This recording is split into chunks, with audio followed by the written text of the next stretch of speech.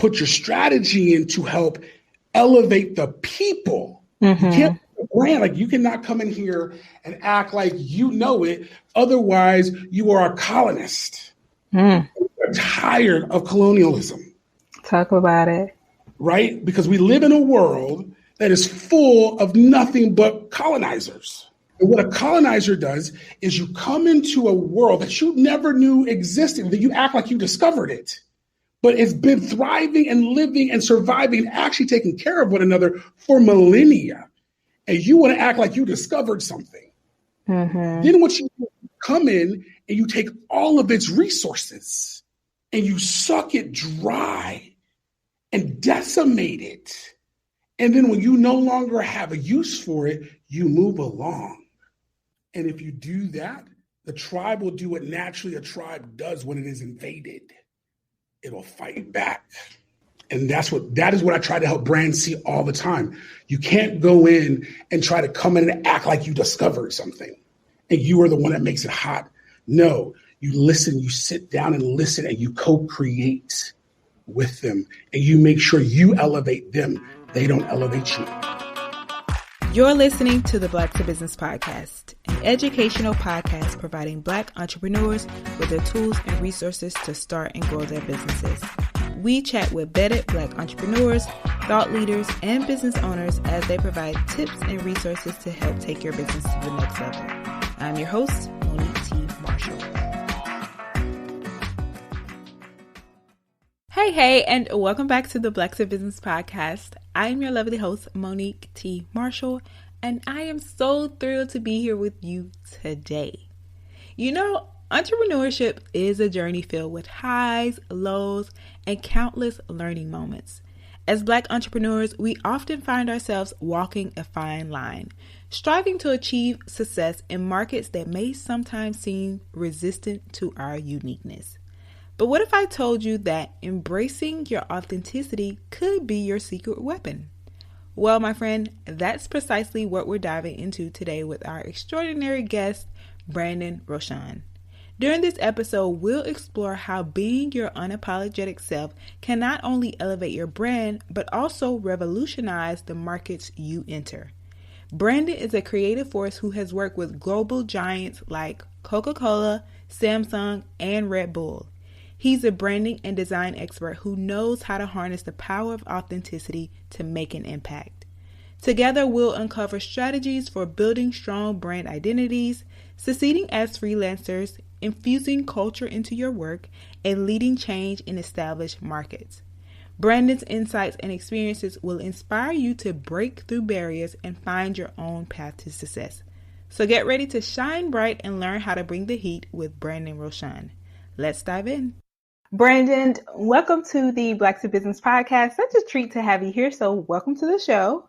Thank you. I'm so happy to be here. Yes. So we like to get our audience familiar with who we're speaking with on the Black to Business Podcast. I know we're going to talk a lot about your journey and your background today. But let's first start there, exploring your expertise and your journey. So can you share a little bit with my audience about your background? What is it that you do in your business and kind of how you got where you are today? Sure. So I am the executive vice president, head of creative at Hot House, which is a boutique agency here in Atlanta. But my journey has been big advertising agencies globally. I just recently moved here from Los Angeles, where I was the North American chief creative officer of an independent agency, global agency called Kastner, which created a little brand called Red Bull. So I was the North American chief creative officer of Red Bull for the last 8 years.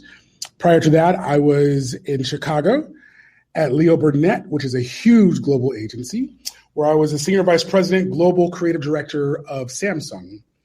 And I was known to be the one to help launch Samsung to be the cultural iconic brand that it is known for today. Mm-hmm. Before that, I had spent 7 years in Paris, France, where I was in Ogilvy, Paris, as the global creative director of Coke Zero and launched Coke Zero globally there. And also worked on brands as creative director as like Louis Vuitton, worked on Ford, things like Perrier, a host of other brands. Prior to Ogilvy, I was at TBWA Paris, where I worked on Nissan for many, many years. Also worked on things like Absolute Vodka and PlayStation and Amnesty International and McDonald's. So a lot of brands. And then I actually started my career as an art director at a small agency called Margio's Fertitta Powell in New York. And then my degrees are I went to portfolio school here in Atlanta like about 20 something years ago at the Creative Circus, and my actual undergrad degree was in international business, marketing, and communications in St. Louis. But I'm a third culture kid, which is the most important. I'm an American that did not grow up in America, right? Which is crazy. So my dad is from— You said American that didn't grow up in America? I'm an American that did not grow up in America. My dad was military. Okay. Oh, right. So I was born in Madrid, Spain. Oh, and then we moved to Frankfurt, Germany, then Venice, Italy, then Dhahran, Saudi Arabia. And then I went to boarding school for high school right outside of London in England. So it kind of like shaped me, man. It shaped me, everything about me. But I always had the roots. My dad was from Baldwin Hills, Los Angeles, and my mom was from a little city called Garden City, Kansas. And so it was a beautiful, beautiful thing to be a kid in the 80s and the 90s, growing up when things like hip hop were coming into its own, but also understanding that Black culture was the greatest thing the greatest export America really ever had. So it shaped a lot. Yes, I just love such an impressive resume background, and that's why I am so excited to chat with you today, because I know a lot of people can relate. So today we're going to be talking about, with Brandon, bringing the heat and how to use your expertise to wake up an established market, because that's basically what you do and have continued to do. So first thing is, how did you know that this was your lane? Oh, that's a good question. I don't know if I knew it was my lane. I knew that I wanted to like break some things. Growing up overseas, I really knew that like pop culture was like it, because growing up overseas, I always knew the influence that we had as a culture, and it actually it framed me as a kid to know that I had come from such a powerful place, right, and a powerful people, and I always knew that I wanted to have the same impact. I was like, if I come from such great people that could influence the world, I knew that I couldn't fall short. I had to make sure I continued. Yes. So I really wanted to do something on a place. My dad wanted me to become an ambassador, right? My dad was like, you got to go into foreign services, do something global. And to be a young Black boy, to have parents and a dad who I'm so thankful, who continue to push that on me. Yeah. And said I didn't. My dad was in the military, so that was what he thought he had to do, and he made a career out of it. I love him for it. I'm glad that he decided to continue his whole career overseas, because after my dad retired from the military, he stayed overseas for many, many years, and he wanted me to make sure I continue that legacy, because he knew that a lot of young Black men didn't have that opportunity. So he pushed me that way. But I knew that I was a creative and a creator, and I remember being my first international affairs class, being like, "Oh no, I'm gonna cause an international incident." So this is definitely not my lane. Yes, you like to disrupt. Exactly. Yeah. And but I also remember being in going to a predominantly white school, realizing that being I used to we used to have this little place called the Black Hole, where all the Black students hung out.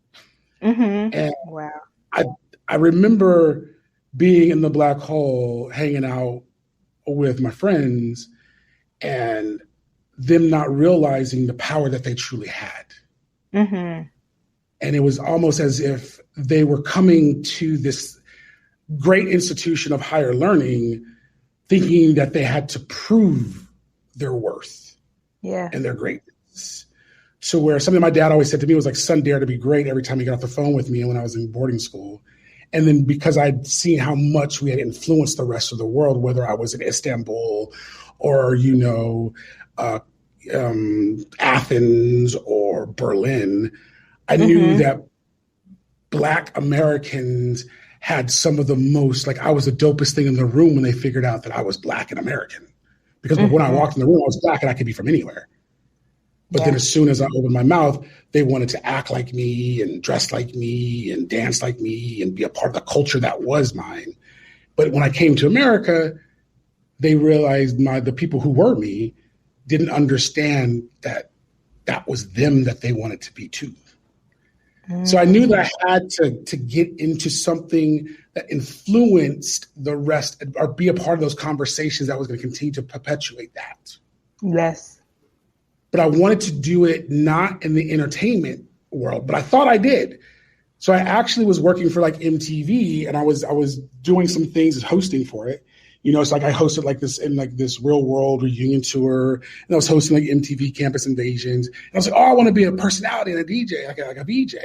And they were like, nah, you know, like you don't really sell anything, right? Like there's no like marketing dollars that we can put behind you because like we got Carson and like we got like all these like Bill Bellamy's like a funny black dude and like you know Lala's like, and I was like, wait a minute, what do you mean? Yeah. And they're like, let me break it down to you. Like all entertainment is, all TV is like an hour filled with advertising dollars. So like this is the first time I understood it's just not about influence. It's like marketers, like who are marketers going to pay for because you bring like eyeballs. Right. Wait a minute. So you're telling me like, okay, so the marketers have the money. So then I need to influence them. And I need to understand that they are part of like the narrative and the conversation. So that's what made me go into advertising and marketing. And I actually started on the account side, and I went to be like an intern at Ogilvy and Mather in Chicago working on Sears. And I was just working out. I remember giving this speech when I was inducted into the Advertising Hall of Achievement. And I remember like for that whole summer, I was just like in a copy room, just making copies. And I was just happy to be in the industry. Yeah. Knowing that like everyone else was like being off in meetings and getting the opportunity. And I wasn't, but that was okay. I was just happy to be there. And I was going to be super excited. And like, it didn't matter what I was doing. I was in here. And I remember this lady comes to me and she said, man, I've never seen anyone like make copies with so much enthusiasm. And I remember stopping and thinking to myself, no matter who I become in this industry, I'll never forget this moment. Because right now, I know that I can make a difference, even if all I'm doing is making copies. Right. And that put me on the trajectory to say, like, I know that I'm going to be big and bad. I know that I can change this industry, but never forget this moment that you started by making copies. And then I started talking to people, and I was like, I want to be a creative. And I met this guy named Mark Finsky, who was a creative director, and he was amazing. And he was like, you need to go to portfolio school. And I was like, I'm gonna go there because I just want to make it. I want to make impact and influence. And I just, I didn't see too many people who look like me who are creatives, you know. And there was one Black creative by the name of Keith Cartwright, who was, a young art director there at the time. And, he gave me some amazing words of encouragement. And I just went off and was like, I'm gonna go do this. But I knew that I had to do it in the most authentic way possible. And I wasn't going to do it the Black way. I was going to do it my way. I was going to be pigeonholed in being the Black creative. I was going to be pigeonholed in being the creative who happened to be Black. Love that. I love that. Love this journey. And it's so powerful because the work that you're doing and just hearing your story, it's beautiful to see and hear that you get to show up as you. And you get to be happy, make a difference, and fully show up as yourself. And another thing that I love is, when we were doing our research, is that how you spoke about culture and this obsession with pop culture and how it taught you to connect with brands. I think especially for a lot of people, they can feel like they have to hide parts of themselves, especially when they show up in their businesses and working with different brands.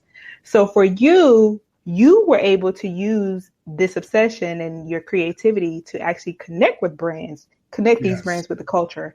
So I want to talk about how this has shaped your career and also how this has been a benefit for you and has helped you. Oh, yes, absolutely. But it's like, culture, like pop culture was something that I was obsessed with because I grew up overseas, right?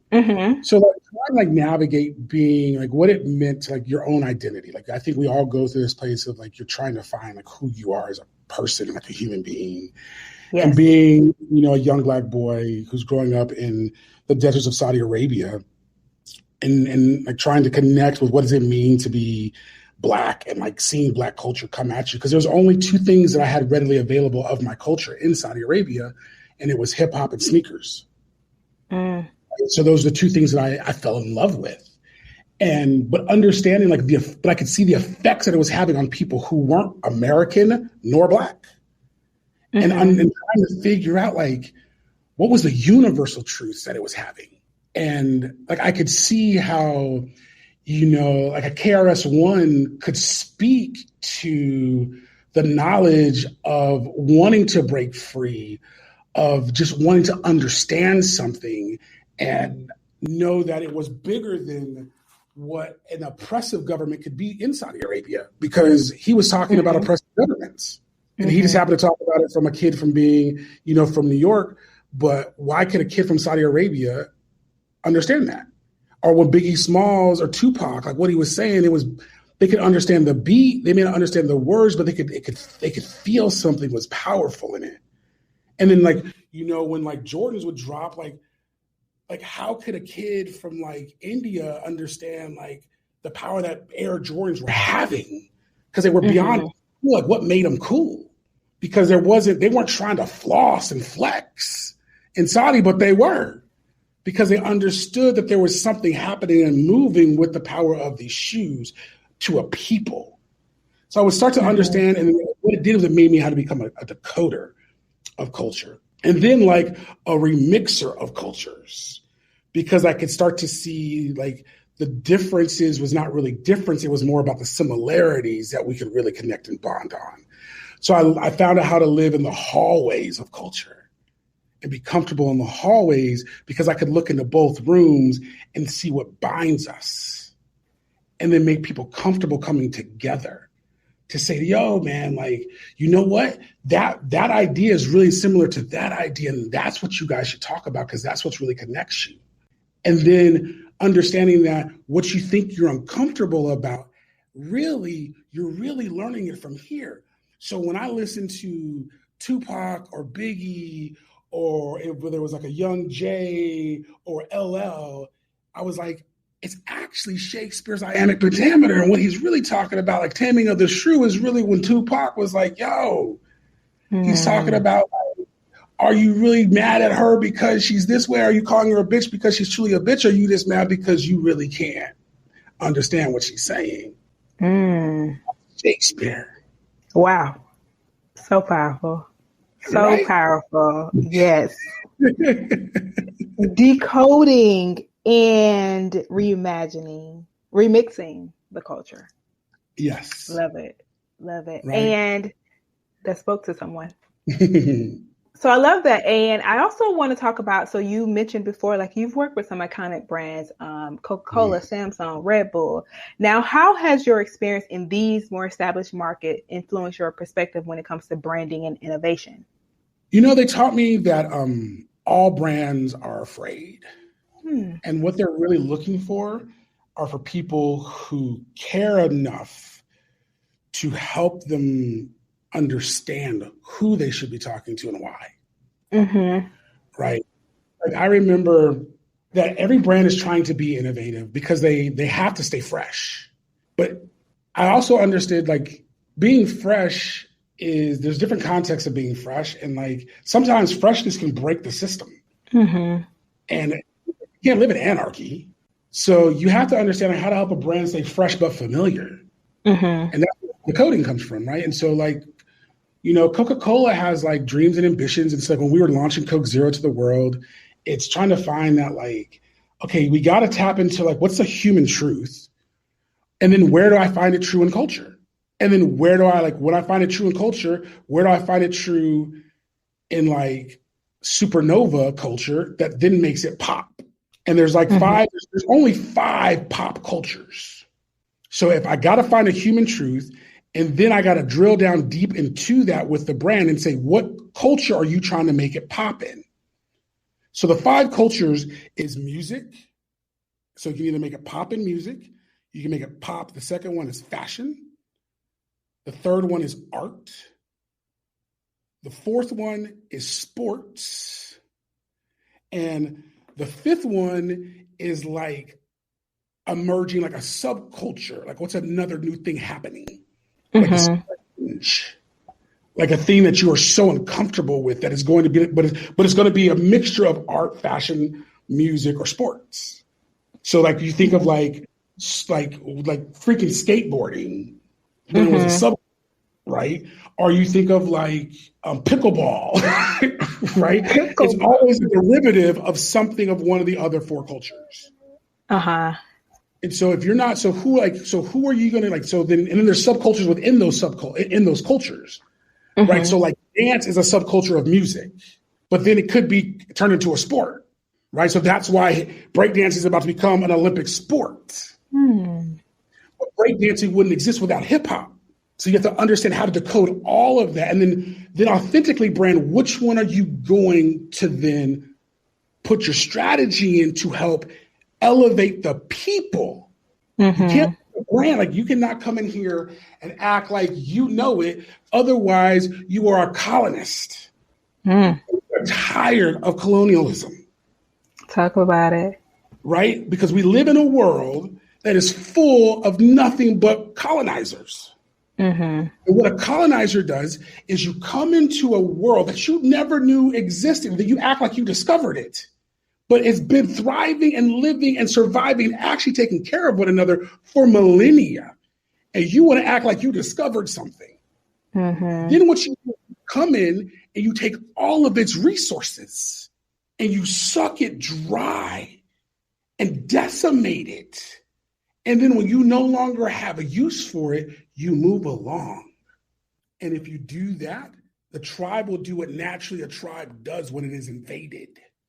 It'll fight back. Right. And that is what I try to help brands see all the time. You can't go in and try to come in and act like you discovered something and you are the one that makes it hot.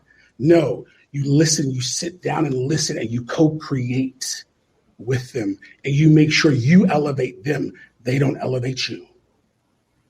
You tell their authentic story, and you let them use your power. You don't use theirs. Don't be the Vader. Be the Skywalker. You are not the resistance. You are not the empire. What you are is the new hope for them, not you. Love that. And Brandon, for you, I mean, your work speaks for itself, but also for someone who's listening, who's stepping into themselves and saying, okay, I have this experience. I want to go into these organizations and be that decision maker, help them to make those decisions. What advice do you have for someone on being confident in those rooms to speak, be authentic, and then to also tell the truth and be transparent? Absolutely. Well, first you got to know what you're talking about. Facts, not feelings. Facts, not feelings. Facts, not feelings, right? Like come in with the research, right? Like Jay-Z said it best, men lie, women lie, numbers don't, right? If I can come in and show you that like this thing that it's not about trending, but if I can show you that like this number or the statistic is showing you something that you're not even paying attention to, that's facts, receipts. Well, we always want to bring the receipts for the wrong reasons, right? To shut it down. But we can actually bring receipts to show you like, yo, you're not looking at this. But if you were to look at this if you were to look at like the data from like a soulful place and ask a different question, now you're actually, you're helping a client see something from a whole new world. And so your confidence is you're actually adding something. You know, like I remember I had a really good friend who was a brilliant strategist, and we were talking about McDonald's, and you know we were working at Leo Burnett, and she had this amazing insight, and it was, you know, we were talking about it from this place of culture, and she was looking at the line McDonald's like, I'm loving it, and like McDonald's had that line forever, and we're sitting there, and she was like, you know, so McDonald's when they first came out with the line, they focused on the I'm. Right. And it was all about like the I culture, because like the iPhone and all that stuff. And it was like, cool. Then they jumped to the it. And she was like, it was like the salad menu and the McFlurries and all of that. She was like, they skipped the most important word, which is what? Loving. And then she broke it down and she was like, if we look at the internet and we look at how we talk to each other, the statistics show that 8 out of 10 comments left on the internet are negative. Mm-hmm. She was like, there is so much hating going on. We throw shade constantly. Who are we as a society? And she was like, my mama always taught me that loving is greater than hating. Mm-hmm. Bars. Like that's like, you have to be confident like that in a room. And that's you being your authentic self. But you can't refute that. So when you can come in with that kind of facts, but bring in yourself, it's why we love people like Virgil Abloh, why he could change fashion the way he changed fashion. He didn't change who he was, but he understood the constructs and the infrastructure and the governance of the place he was playing in, right? So we got to understand, like, I'm about to drop this white paper or something. I'm trying to figure out, I want to get this new theory out based off of layering theory, right? Have you ever heard of pace layering? No, I haven't. What's that? So pace layering is all this concept made by this futurist out of Australia. And it's all about these layers of how like civilizations move. And there's paces, and it's how everything is built. And you can't speed up a certain, like every layer moves at a certain pace. And some are faster than others. So the first layer is like nature, and nature moves the slowest. Then the next layer is culture. But see, we think culture is the stuff that culture makes, but no, culture is like shared language, shared belief, shared currency, shared like provenance, like shared, like that's culture. Then the next layer that moves faster than culture is governance. Then after that is infrastructure. Then after infrastructure comes commerce. Then after commerce comes fashion, design, art, which moves the fastest. So as we're starting to be ourselves and we want to start to build and help brands move, we got to understand the layers of those layers because they govern everything. So when we're walking in and wanting to be our authentic selves in those world, we have to walk into any set organization understanding how culture moves, how to bring the things that we are, the things that our mamas taught us, and our grandmamas, the people who raised us to be better people, knowing that said organization may not be able to move as fast as we move, and be okay with that and not write it off. Doesn't mean that they don't want to do it. How do I help them get there? And slowly give them the receipts and the data to help them go back to combat it. And then drop in the dopeness. We want to lead with the dopeness. And sometimes I can't lead with the dopeness because they ain't ready for it. I got to lead with the truth. And then because the truth will set you free, and then I can add, right? So I can add the nature, which is the truth, because it's if I can show it in nature, you can't refute that. Then I can show you the human nature, which is the culture, the belief, the currency, right? The shared language and values. Then I can show you how it's governed. Then I can show you how the infrastructure makes it already work. Now I can show you how it makes money. Then I could put the dopeness art on it. We always want to lead with the dopeness art, thinking that that's going to move somebody. We're ready for that yet. They will be. You can paint it later. It's layers. It's layers to this. Yes. I love that because it also is like people, I mean, for a lot of us, sometimes it's like, I want to get to it fast and instant gratification, but there's a process to this. And I love that you laid that out for us is, there's layers to this. So breaking that down and first for people to understand what those layers are. So that educational part of it. And we need to do that more. I think a lot of us come to this place. Oh, well, I figured it out. You need to figure it out. Like, no, it's my job to give you the roadmap. Right? Someone laid it out for me and it was so hard for me to figure it out. I wish more people would have helped me. And a lot of people did. And so my job is to make it so it's way easier for you. It's not for you to have a seat at the table. I've already got the seat at the table. So now the table is yours. Sit down. Yes.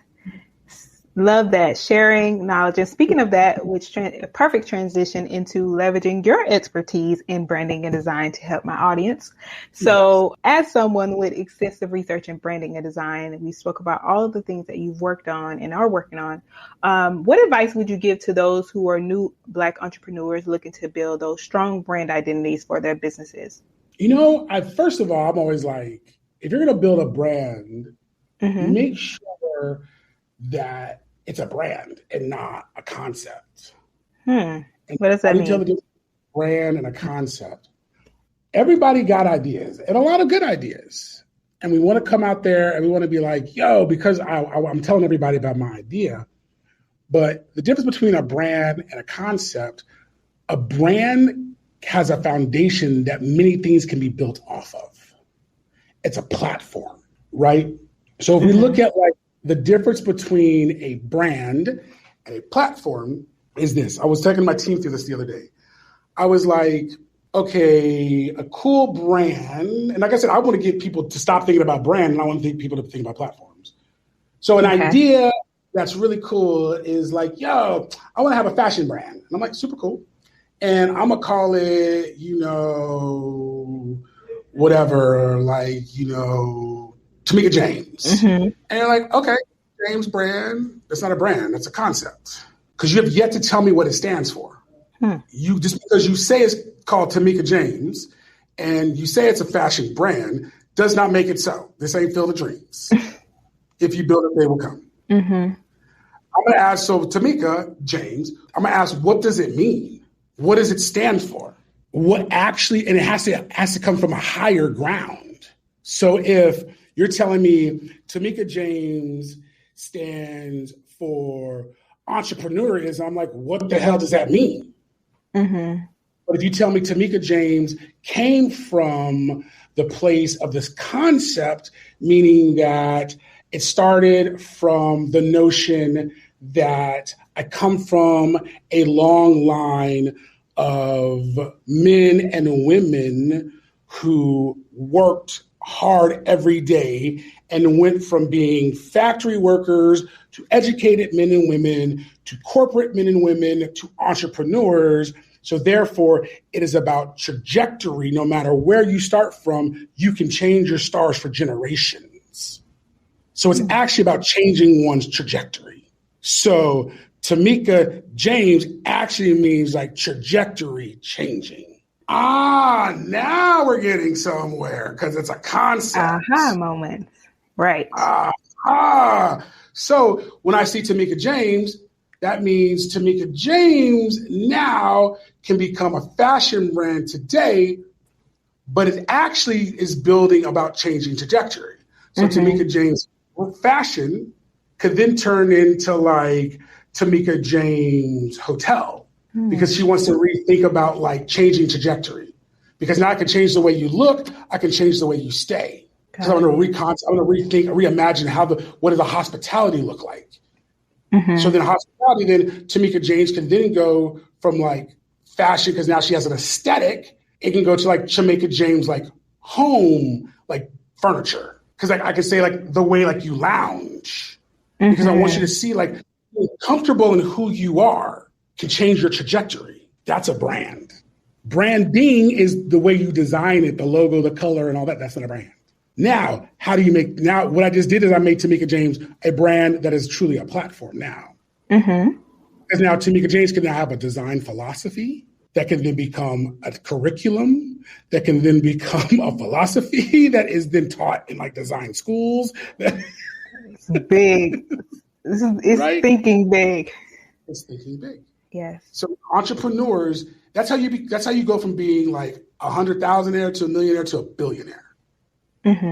Because you hit high level, like stratospheric, like own the high ground. Red Bull's line is what? Red Bull gives you wings. What's higher than the sky? Nothing. Ever since man and woman could walk, what do they dream of doing? Flying. So really, it's about all you have to do is dream it, then you can do it. Never stop pursuing it. Red Bull gives you wings. I felt like that was like an audio commercial there. And I just had a Red Bull today. It was like, that's what they taught me. You know, they taught me like, they taught me like to think bigger than the sell. Yeah. It's not about selling. It's like you got to stop getting like it's about humanity. Mm-hmm. It's about, at least that's what I took away from it, and that's what I constantly put into it. It's not about the hustle. It's not about the bag. It's about what are you doing to make society and humanity better. The world doesn't need another anything. The world needs the purpose you were put on this earth to make this world a better place that only you can do. Do that. Yes. Love that. And for many of our listeners, they're probably interested in freelancing for larger organizations or having them as a client. What advice or skills or strategies should these organizations focus on to make themselves valuable assets to these companies? So I think, everyone's looking for freelancers always, right? Mm-hmm. I think just putting yourself out there, letting people know that you're open to freelance, making yourself priced right. Mm-hmm. Right? Because you want to, I think a lot of people overprice themselves because I'd rather eat now and long than like eat fat for short. Right? Consistency is good if you're going to freelance, because also freelance gives you freedom. Mm-hmm. And that's what I love about the freelance model. But it also, and then it helps you find out like, where do you really want to be? Right? Like it helps you understand, like, is this the organization that I want to be a part of? And like, do I really feel comfortable here instead of trying to go out in the daily grind of the hustle of, me working for this paycheck instead of me like absolutely feeling like I add value and I happen to get a paycheck for it. Very different mindset. So how you do it is like you put yourself out there, let yourself be, know that I'm down to freelance. Try to find places that value you so that you know that you're aligned with what they're doing, that you're learning from, and that you really show up and can be yourself. Because I think a lot of people will take freelance work to pay the bill, not realizing that there is a lot of places out there where you could actually like permalance because there's just great synergy. And when you get into that mindset of like permalancing, you don't have to be looking for a job every 5 seconds. They just constantly call you. Get there. Yeah. That's what you really want to get. Because then you have the freedom and the security. Right. That's true. Call you. Or Paris or London. They don't care where you at just because they value you and then they let you. Right. Great advice. Great advice. And I want to talk about your experience in these transformations that you've made within these organizations. So if you could share like a project or an experience you had where you were able to successfully use your expertise to transform a business or brand. And I want to talk about what are some of the lessons that entrepreneurs who are listening and freelancers can take from this. For sure. I think, oh my God, there's so many. It's hard to pick. I know. I'm like, what stands out? Right. Even what about in the beginning when you made a transformation in the beginning of your career? I think the transformation in the beginning of my career are usually like when I decided that I was no longer going to be afraid to be me. Mm-hmm. Right? I wasn't going to get caught up in what I thought somebody wanted, and I was just going to be what I wanted, win or lose. Mm-hmm. Right? When I didn't feel like I was comparing myself to others or if someone was going to choose, like I lost so many, I was turned down so many times. There's how many times clients were like, no. But I kept realizing like I was going to put forth my idea the way I wanted to put forth. And they were either going to like it or they won't. But I was, just above all, I was my own self be true. And the transformation, I remember I was in Paris and I was working on Nissan. And, every time I would present to Nissan, it was like, no. Mm-hmm. But they would always put me last to present. And I'd be like, why am I last? But all of a sudden, when I stopped worrying about why I was last and just start living in the moment and just loving the idea that I was presenting because I loved the idea. I would start to see that, while everyone else was presenting, the client would be on their laptops, right? And then when I would stand up to present, the client would close their laptop and pay attention. Mm. And it was almost like I realized I was bringing this excitement to advertising. I was having fun with it. And I was helping them remember why they loved advertising. And when I would get something through, they would be like, man, this is so dope. This is so cool. Mm-hmm. It's so fun. And then the client, they would just we would have so much fun producing stuff. And it would just remind them this is what we do. Yeah, we have to sell stuff and we got to push these cars and we got to there's a number we have to hit. There's stuff that they have to make, but we're making them things that could break culture. And that's what I kept reminding them, yo, you make things that people buy, but it could break culture. And what made me realize this was when I left TBWA Paris, Nissan actually threw my going away party. They rented out the Hard Rock Cafe in Paris. And they were the ones that threw my you popping. Right. And then the client was the one, not the agency, the client. Right. Wow. And that's when you know that that's transformative. And it was just because I cared so much about the work, even though they didn't buy. I was the one that it was hard for them to buy my idea. And they rarely did. There were so many times that I'd present something and everyone would be like, I love Brandon's idea. I love it. I love it. I love it. And then the head of it would be like, I love it, but I kill it because I can't sell it to my boss the way Brandon sells it. And it would die. And I'd be like, okay, it wouldn't deter me. I'd be like, cool, maybe we'll get it next time.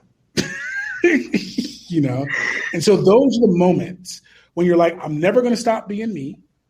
I'm going to continue to give them my all and my best. And I may not make it through, but what I do is what I do. And I love being me. Mm-hmm. It can transform the company. And it did. And we did amazing work. And I realized, I got to work on this campaign called GT Academy, which was with PlayStation and Nissan when we launched the GTR and the 370 and the 350Z. And it was can we turn video game racers from the couch and actually make them race car drivers? And it was funny because we did it so long ago. And, then again, TBWA LA did it. It turned into this TV show. And then I was looking at the movie Gran Turismo, and guess what it's based off of? That original concept. Wow. Right. So I would never get credit for it. But to know that, to be a part of that conversation. Mm-hmm. And to know that was an idea that this team in London came up with, and they may never get credit for it, but it doesn't matter to know that you were a part of something that now is a freaking movie. Mm-hmm. It has nothing to do with the cloud. It has nothing to do, but it was because we were brave enough to be stupid enough to think that it could be something. Mm-hmm. And now look, 10 years, 15 years later, it's become a freaking movie. How cool is that? That's good. So what would you say someone should take away from that story you just shared? It's never about winning. It's always about authentically being yourself. Mm-hmm. When you know that it's right, when you have to have the gut instinct and the heart to know that your idea is right and nobody else needs to see it. They may not believe it.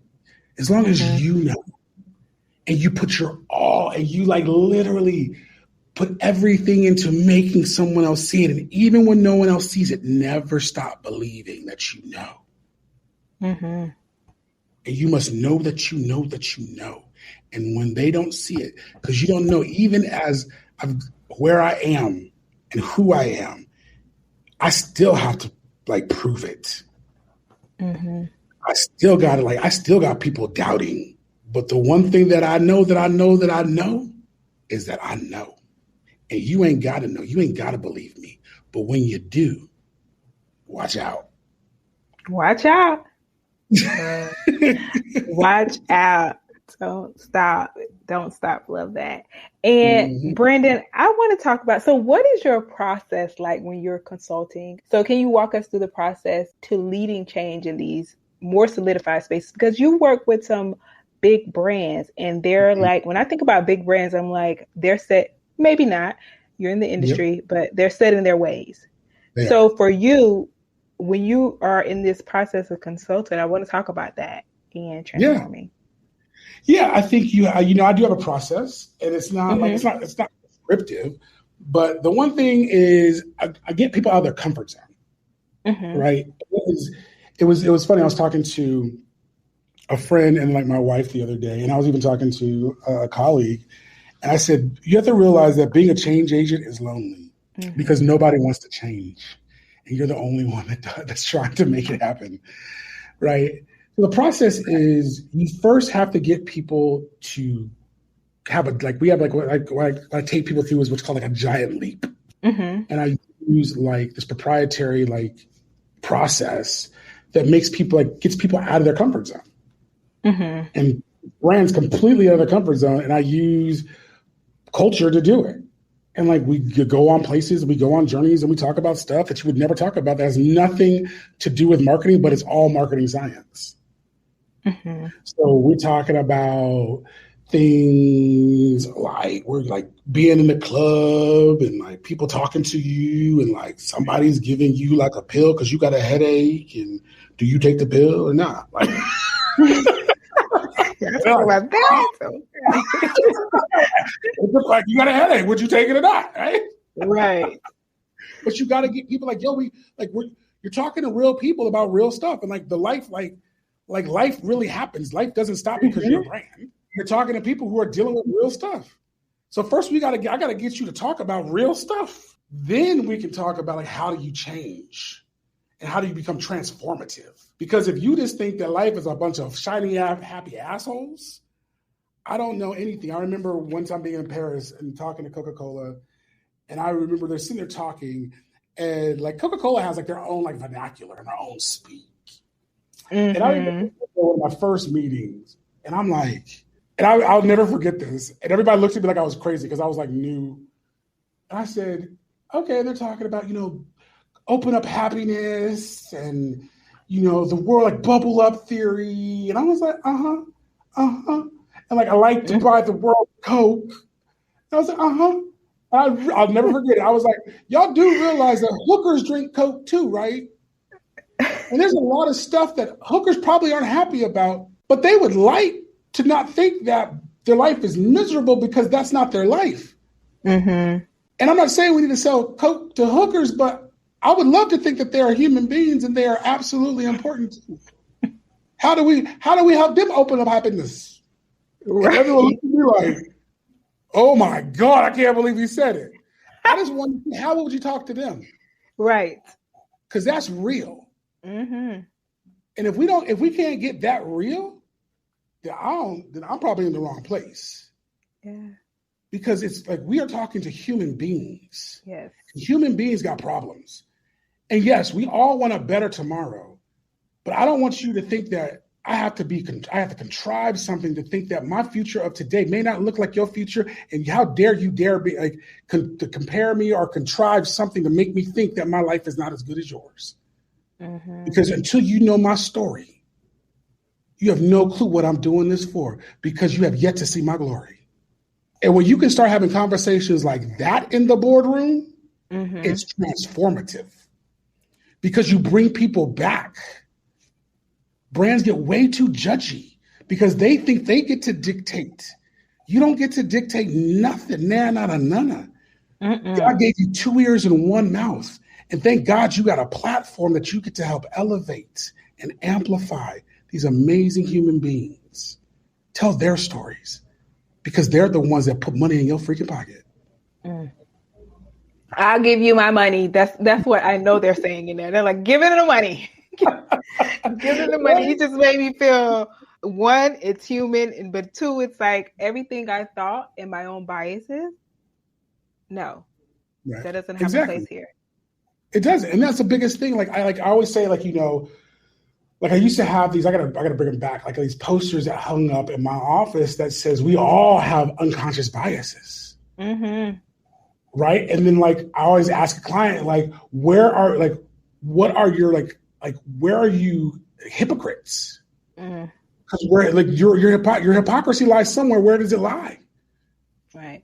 We got to get to the truth of the matter. I need to know. Because then once we know, we can deal with it. Mm-hmm. I don't want, like, I ain't got no, like, what I ain't got no, what Lil Kim said, I ain't got no time for fake. I ain't got no time for it. None whatsoever. Good. And when we start bringing in, like, real conversations, then we can really connect with people, because people don't invite brands into your house. People invite people. And the more my brand can act like a person that you really wants to rocks with, they will rocks with you. And then be mad when someone else tries to fucks with you. Mm-hmm. And that's what we got to help brands see. And so even when I work at, like, agencies, I'm like even like taking over agencies get like mad. Like, they get super uncomfortable, because I'm like, we talking real. And I don't care. I will go after any agency when I start hearing, like, yo, we got to, like, understand brands, and, like, well, they're going to be uncomfortable with that. I was like, lose the business. I would rather fail at being me than succeed at being somebody else, because truth will always set you free. The truth will always win. So they can go be fake somewhere else. I will find clients who want to be real and understand that we live in a world where everybody is tired and sick and tired of being lied to, being told one thing, because we're all just looking for, like, people to say, like, you matter and I see you. We all long to be seen. Just tell me the truth and connect with me. That's it. Just show me that you can connect with me on a deeper level. That's why Disney is Disney. You connect with me on a deeper level. Yes. That's why Maya Angelou could do it. That's why she could say, "Still I rise," and I know why the cage bird. Like literally. That's why soul music is soul music. Like, I was at Google giving a talk about like data. We were talking about data and, like, the power of, like, machine learning and data. And I was like, data is great. And I was like, I'm a spiritual person, and I was like, I love me some Jesus. And I said, I love the song Amazing Grace. And I was like, data is like Amazing Grace. I was like, you can go to any church in the world and hear Amazing Grace. It's a beautiful song.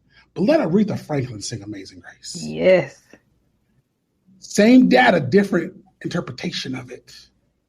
Bring you to your knees. If we can bring more soul to this industry. So that's why when we walk into a room, we understand the pain.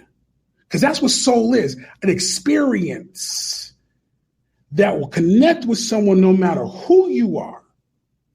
Because it's a lived experience. And then if I can start bringing that soul to a conversation based off of an insight to a strategy, it will break culture, because it'll bring it to its knees. And they'll be like, they get me. Oh, I love that brand because it gets me. Yes.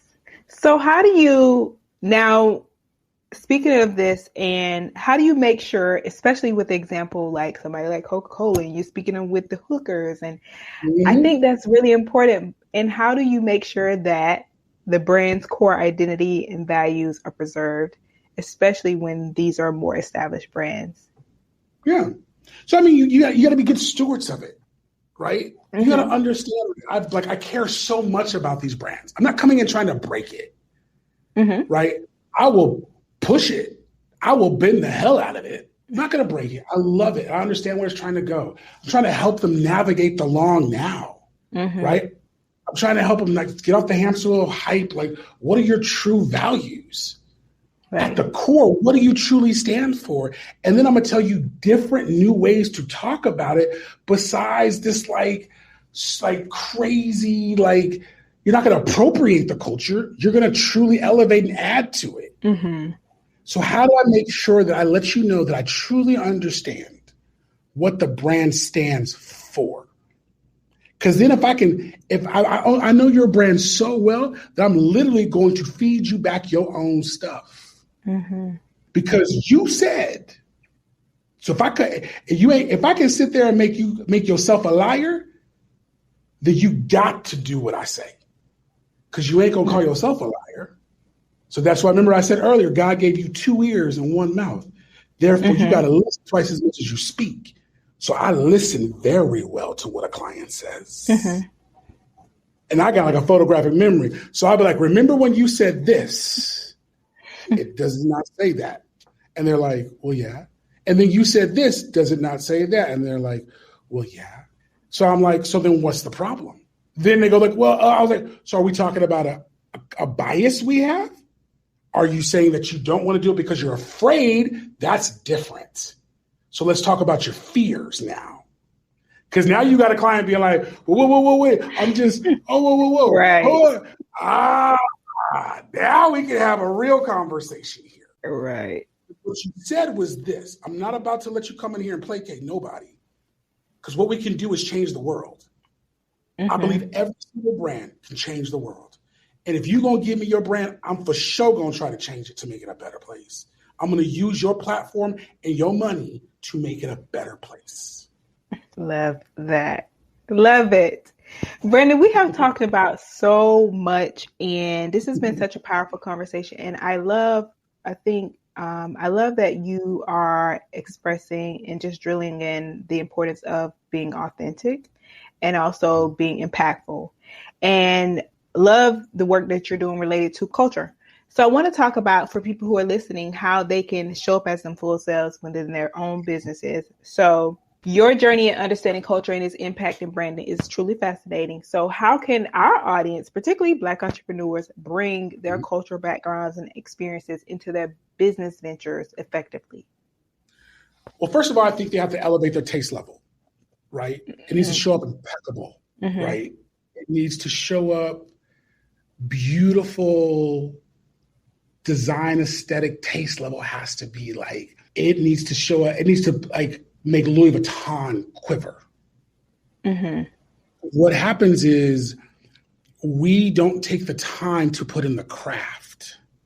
We want to make sure we think that Louis Vuitton and Gucci, like France and all that stuff, is luxury when it's not the only luxury, because we pull ourselves short, we hold ourselves short. I need everyone who's a Black entrepreneur and you're bringing your culture into it, make sure that the taste level is impeccable. The craft in it is flawless. Let people walk in and see that you are an artisan, that your culture is one of the best cultures, that it is not, the best craftsmen aren't just in France and Italy. You too rival them, and they probably got it from you to begin with. Right. So live that truth. Right. Another thing is, don't be afraid to mix the cultures that you are influenced by too. Don't be so small-minded that it can only be that you are not influenced by other things. Right? Like, bring the things that there is no such thing as being like one way or another. Like, like I love that, I have the Virgil Abloh IKEA rug that says keep off, right? Because I love Virgil Abloh, rest his peace. Like he is one of my spirit animals. Right? I love it. He took his own experiences and he made this beautiful like Persian rug that said keep off, because he was taking it from like his grandmama's place who had that room. We all had that room that our aunties or our grandma had that no one could walk into. They had like the plastic on the couch and it was like perfect. Right. And he took that experience and he brought it to life because that's his culture. And he brought high design to it. And so like I always say, like juxtaposition is beautiful. Take the high and the low. Like remember the things that stick out to you in your mind and your culture, and help people experience it in a new way. Introduce people to new things that you may think is silly, but actually the reason why you remember it is because it made an impression on you. And because it made an impression on you, that means it imprinted on you. And it was made for you to make to put your interpretation to give it to the world, or else it wouldn't have stuck on you the way it does. And someone is listening and they're like, received, I got it. But what about those people who fear that they're going to alienate those potential customers based on them bringing themselves, the cultural aspect, to their businesses?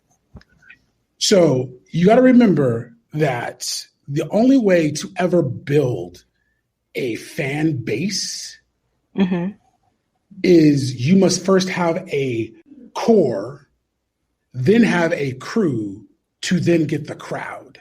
If you're trying to get the crowd, you will never get anybody, because how things constantly work is things grow by nature. Mm-hmm. So first you must plant a seed, then the seed sprouts roots, then the roots grow into a plant that everyone sees. But your tribe is the most important thing, because the tribe is the thing that literally, Malcolm Gladwell talks about it from the economic standpoint, the 80-20 rule of economics. So we learn it. He talks about it like, if we've ever been in a group project, what does he say? 80% of the work is done by 20% of the people. That's exactly how popularity works. You got to find your 20%, and that is your core, right? That is who you stay true to. The people that you rock with, you constantly rocks with. And then what you do is you find the crew. So it's how it's how culture moves, right? So culture always bubbles up. So you have a subculture rocket, right? And they're so true to it. And then it goes from subculture to pop culture. Then it goes from pop culture to mainstream.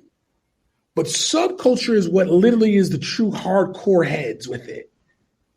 And then when it gets to pop culture, it kind of gets like, okay, it's super cool now. And then when it goes to mainstream culture, it kind of like loses its flair. Right?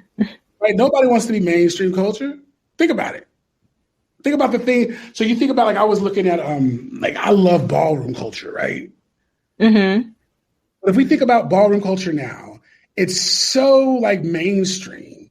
It's lost the roots of what it started from. Like, most people don't realize that ballroom culture was actually a movement against like racism in Harlem, against the LGBTQ community, and specifically Black LGBTQ community. It was a civil rights movement. Like, whoa, it's gotten so far from that.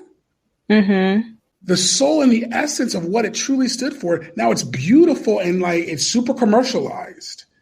But it was a place, the reason that they had these houses was just for the ball, but it was literally for these Black, trans, and queer people who were getting kicked out of their houses and being like literally beat up on the streets of Harlem for them to have a safe place. And it was to bring notoriety and to bring conversation about these people, these beautiful human beings, to make sure that they were safe and celebrated that you are beautiful and you are you, and we want to celebrate you and let you know that you are safe and people care.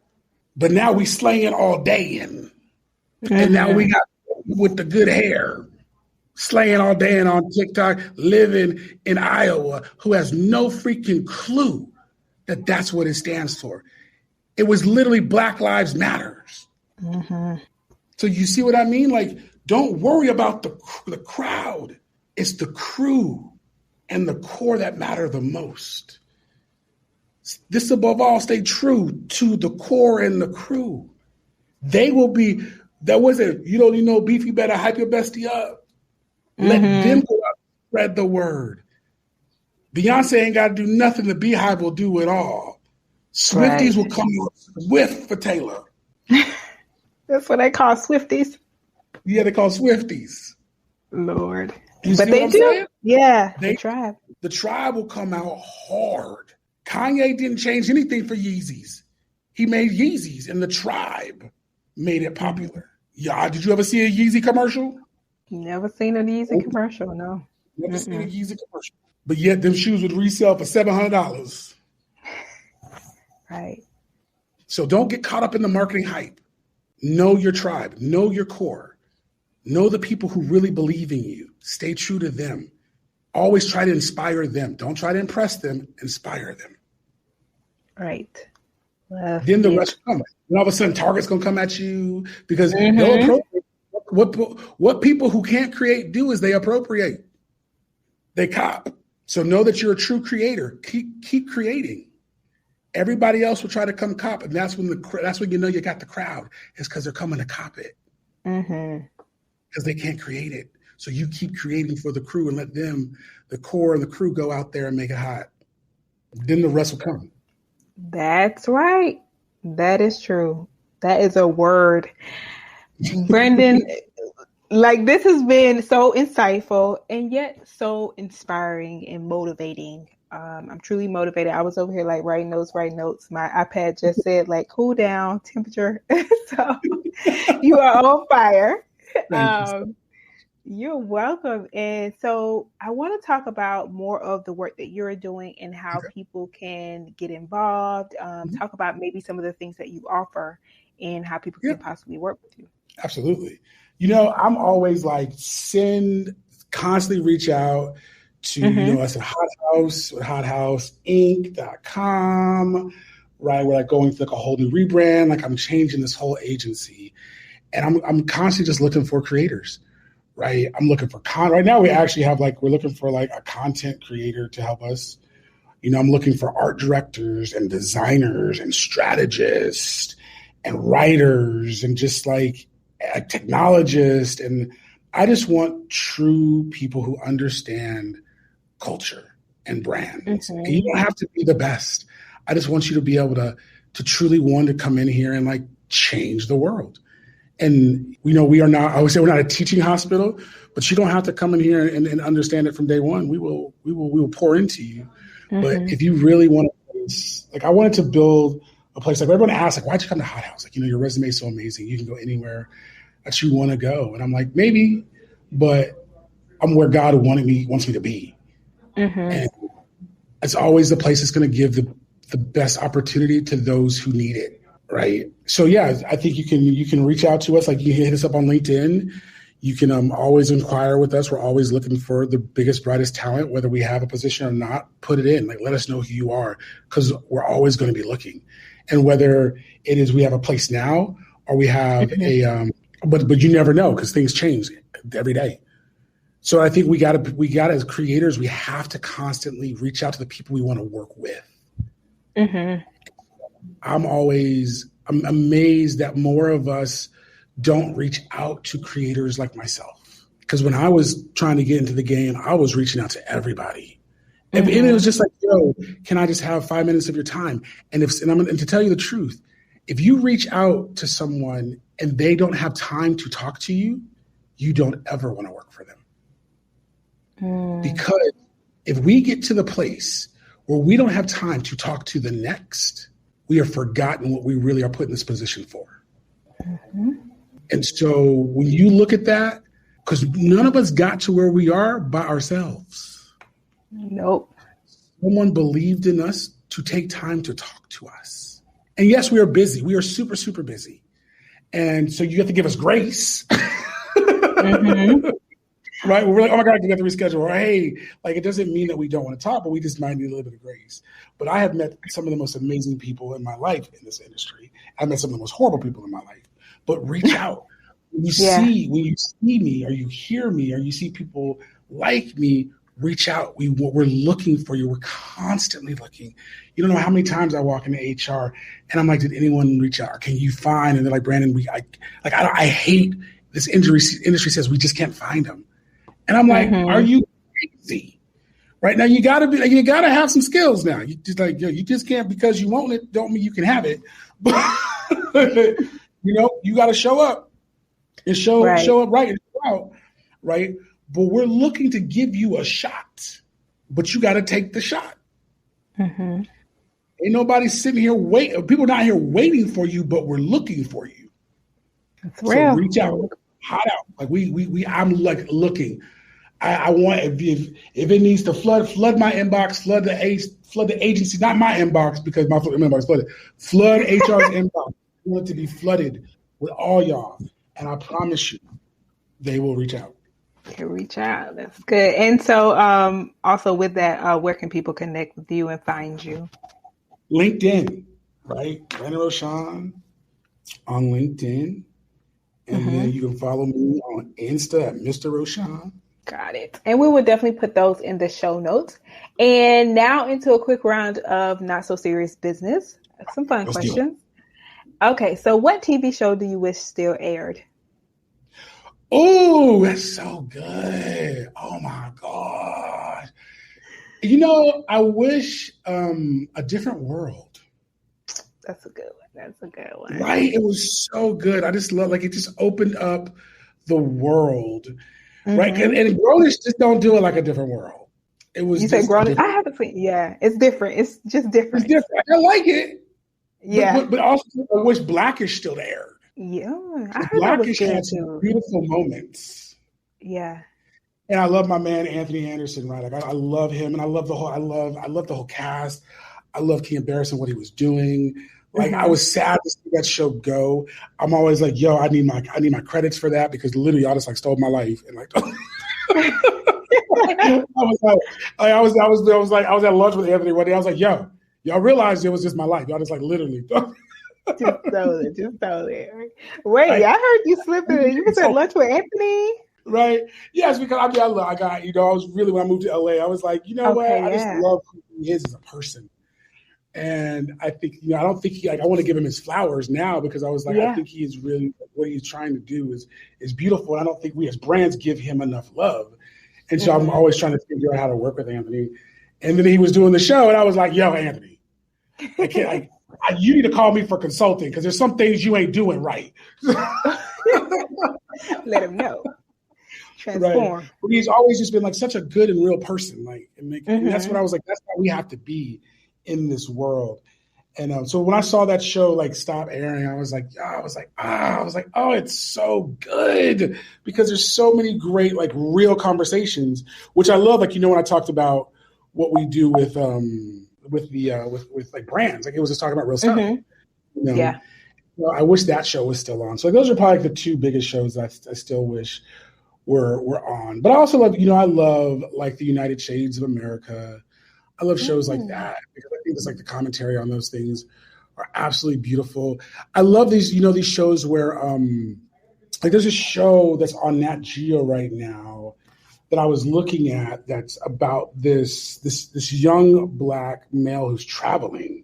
And like, you wouldn't expect him to travel. I can't remember what the name of the show is, but it was, when I saw it for the first time, I was like, whoa, this is powerful because what it helps us, what I love about it is it shows that Black people aren't monolithic. Like, we're not just like we are super beautiful and we can, it's never say never. Right. With, what's his name? With Jeff Jenkins. And it's so beautiful because it's about this young Black male who is, he's a little bit like, he's a little bit on the thicker side, which I love, giving Black, big Black dudes love. And he's taking, like, he's going diving with like whale sharks and like, scaling like wall, like skydiving and doing things that, first of all, we just like, oh, Black folks don't do that. And like, yes, we do. Like, we don't travel like that. Yes, we do. And he's like, it's like expanding his mind and it's like helping himself like go out beyond like limitations. And it's like, yes, please show us. I need you to show that we do that.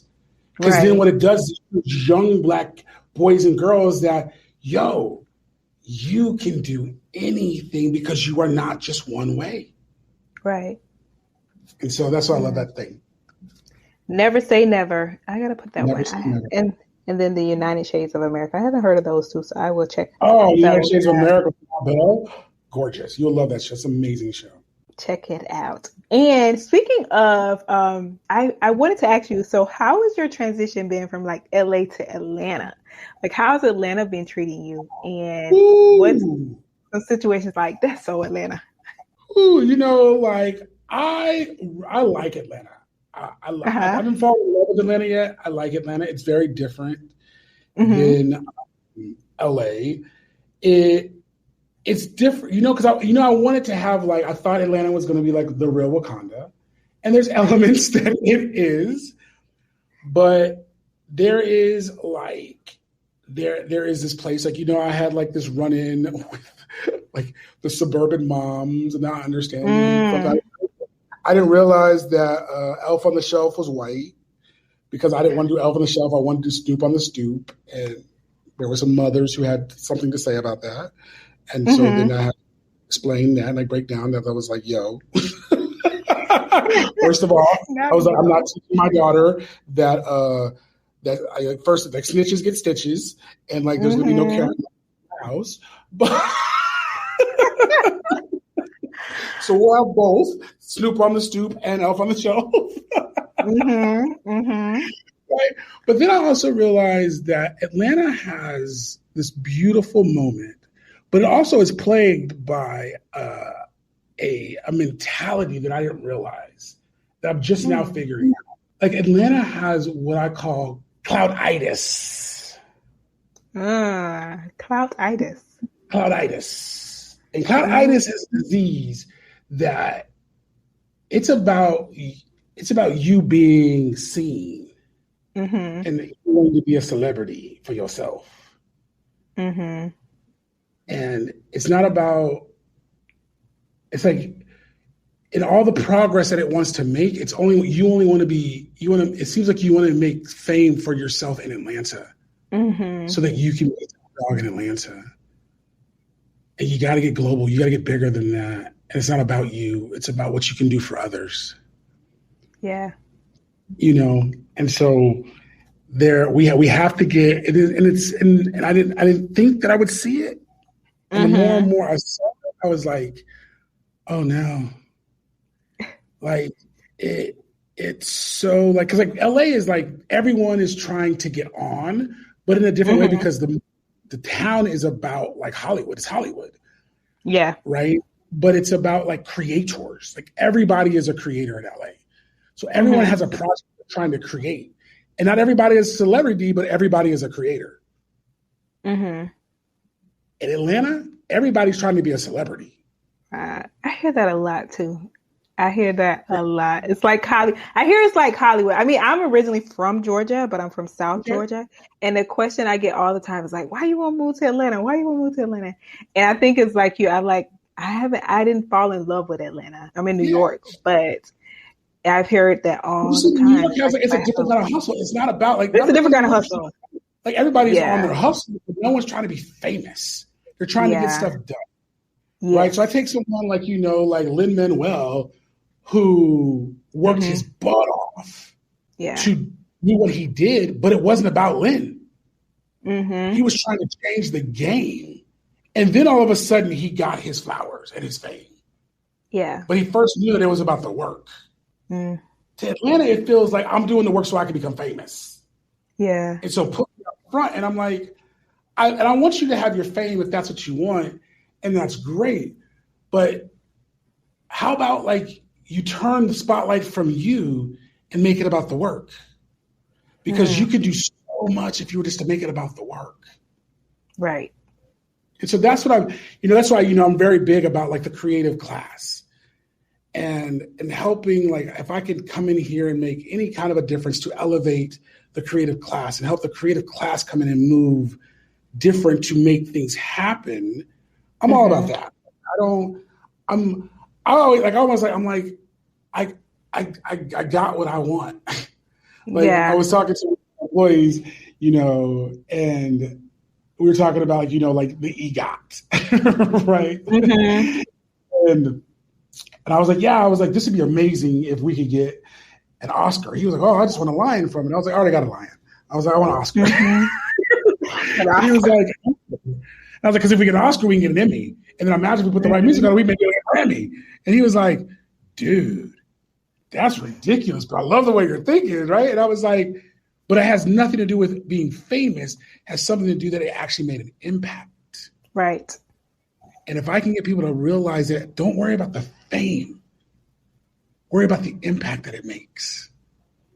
Because if you worry about the impact it makes, it'll make other people famous. And that's a greater impact than you becoming famous. Well, that powerful. And Brandon, finally, what does it mean to you to be Black in business? Ooh, what does it mean for me to be Black in business? For me to be Black in business means there is a courage and a audacity to be brave. It automatically means it breaks the status quo. It can't be basic. Because sometimes being Black in business means you are the only one. Mm-hmm. But it can't stop with you being the only one. That means you have to make way for others. So to be Black in business means to build bridges, break barriers, and also to build others. That's what it means to be Black in business. Powerful, powerful. Love it. Thank you so much, Brandon, for being on the show, for pouring into my audience, but also for all the work that you're doing, making way for others. Can't thank you enough. Can't thank you enough. So thank you so much for being on the show. Oh, thank you. I appreciate you. And there you have it. Another inspiring episode of the Black to Business podcast. I just love it. I hope that you're as fired up as I am after that incredible conversation with Brandon. So before we wrap up, let's sum up some key takeaways. Authenticity rules. Be your true self in business. It's your superpower. Branding mastery. Create a strong brand identity by telling compelling stories and connecting deeply with your audience. Freelance success. If you freelance, be adaptable and continually enhance your skills to become an invaluable asset. Cultural edge. Infuse your culture into your work. It's your unique competitive advantage. Change agent. Don't fear leading change, even in established markets. Be bold and innovative. Balanced innovation. When evolving your brand, balance innovation with preserving core values. And stay current. Keep up with emerging cultural trends for authentic branding. Brandon's journey is a true testament of the power of authenticity in branding. I mean, you heard his track record. So learn more about Brandon and how to connect with him by visiting blacktobusiness.com/166.